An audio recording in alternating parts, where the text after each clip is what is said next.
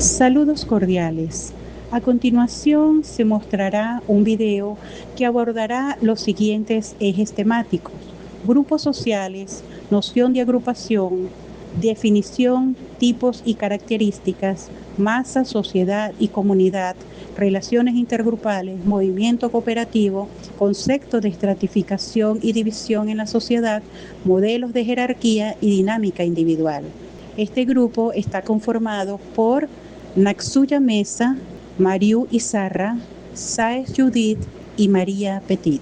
Comenzaré mi disertación con una interrogante. ¿Por qué en una fila de banco nadie se cuela, aunque no hay una ley penal que lo prohíba? Eso introduce entonces a la noción de agrupación y norma social. La agrupación es el fenómeno originario de la vida humana. Desde una perspectiva reflexiva, el ser humano no decide agruparse como un acto puramente racional, sino que la agrupación es una necesidad ontológica y biológica. Se entiende entonces, conceptualizándola, cualquier conjunto de individuos que comparte un espacio o un interés, pero que no necesariamente posee una estructura interna o conciencia de unidad. La visión crítica de la sociología jurídica ve la agrupación como un caldo de cultivo. Es un ordenamiento de una simple agrupación como personas esperando el bus. Puede transformarse en un grupo cuando surge un conflicto o una meta común que requiere una regla. El paso de la agrupación al grupo es el paso del hecho social a la norma social. Definamos ahora qué es un grupo social. Es una unidad identificable constituida por personas que interactúan entre sí bajo normas comunes, poseen roles diferenciados y persiguen fines compartidos que les otorgan un sentido de pertenencia. Haciendo una reflexión jurídica, para el derecho, el grupo social es relevante porque es la fuente del pluralismo jurídico. No solo el Estado dicta normas, los grupos sociales, sindicatos, comunidades indígenas, asociaciones, etcétera, generan sus propios códigos de conducta que a menudo preexisten o compiten con la ley oficial. Hay unos tipos de grupos sociales. Tenemos primarios, tenemos secundarios y tenemos de referencia versus grupos de pertenencia.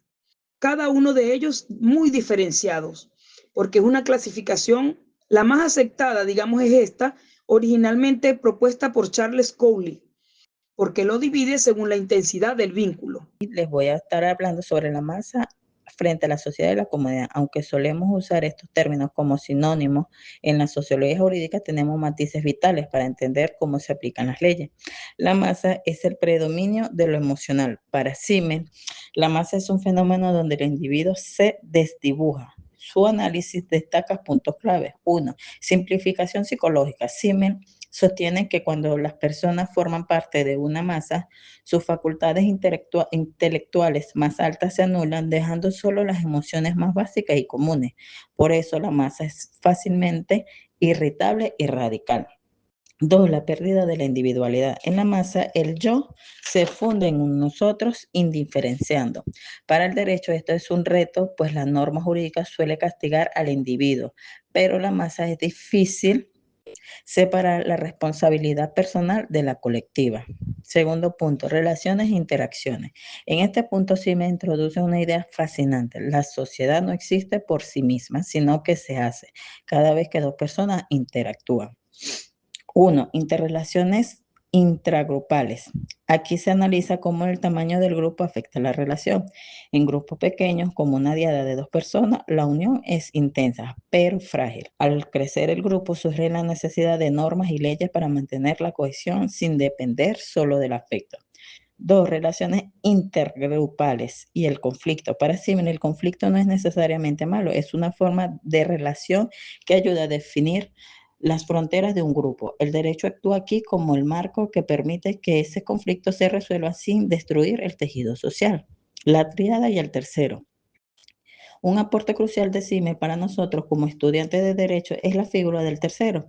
¿A qué se refiere? Es cuando dos personas en conflicto no logran ponerse de acuerdo, es donde aparece un tercero. Es como un juez o un mediador. Este tercero puede actuar como mediador para unir a dos partes, actuar como árbitro para imponer una solución o, en caso negativo, sacar provecho del conflicto ajeno. En definición, y más allá de un libro, podemos decir que la sociedad no es un edificio terminado, sino un proceso que ocurre cada vez que nos saludamos o entramos en conflicto. La masa nos simplifica, pero las relaciones organizadas nos permiten construir estructuras jurídicas que respetan nuestra individualidad. El movimiento cooperativo surge como una respuesta crítica a las desigualdades del sistema capitalista, promoviendo la propiedad colectiva y la gestión democrática. A diferencia de las empresas tradicionales, donde el poder se concentra en los dueños del capital, en una cooperativa cada miembro posee voz y voto equitativo. Su esencia radica en la ayuda mutua, donde el objetivo principal es satisfacer las necesidades comunes de los socios antes que maximizar el lucro privado. Este modelo transforma la dinámica de grupo al horizontalizar las relaciones laborales y fomentar la solidaridad económica. Las cooperativas actúan como un contrapeso necesario a la estratificación social, reduciendo la brecha entre quienes poseen los medios de producción y quienes trabajan. Al integrar a individuos de diversos extractos en una estructura de iguales, se facilita la movilidad social y se democratiza el acceso al capital y a los beneficios generados. Desde una perspectiva jurídica, el movimiento cooperativo redefine las relaciones entre el sistema legal y el desarrollo económico, priorizando los intereses colectivos sobre los individuales. Finalmente, se puede decir que el movimiento cooperativo emergió no solo una alternativa económica, sino como una estrategia de resistencia ante la estratificación. En cuanto a Marx, en su libro El Capital, 1867, define la organización jerárquica de los grupos humanos en capas sociales, distintas según la distribución de recursos y poder.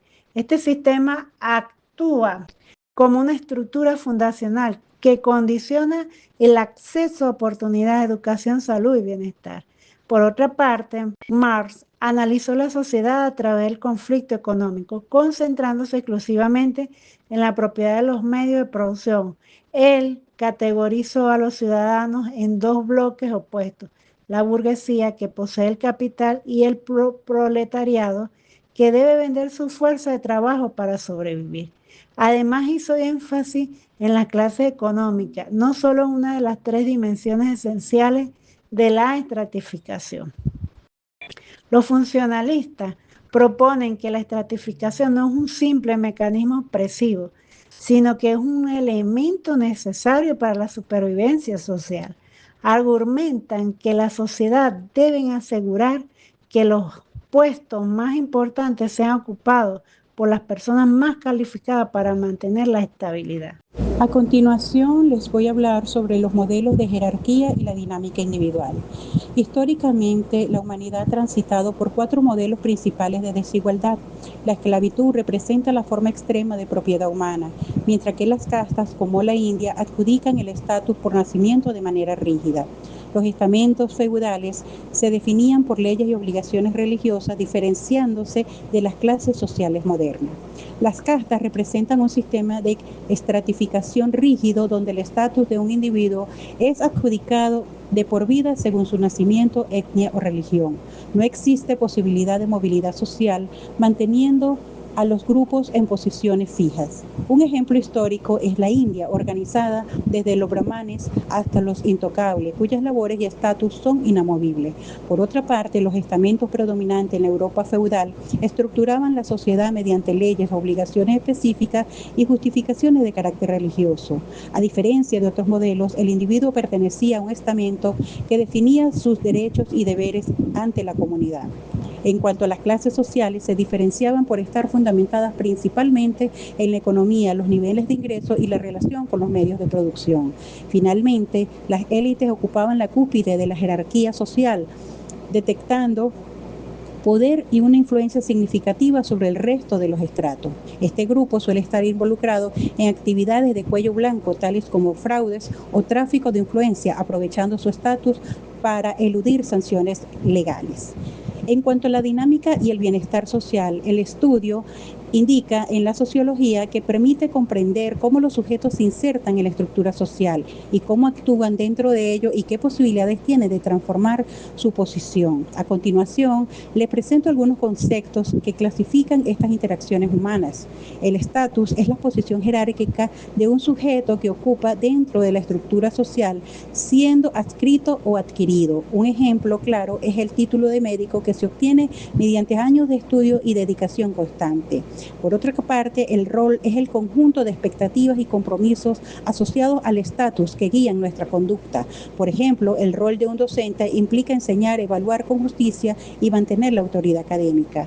Finalmente, la movilidad social es el desplazamiento de un individuo o grupo dentro de la jerarquía social, existiendo la vertical u horizontal. Un ejemplo vertical es un obrero que gracias al estudio se convierte en gerente.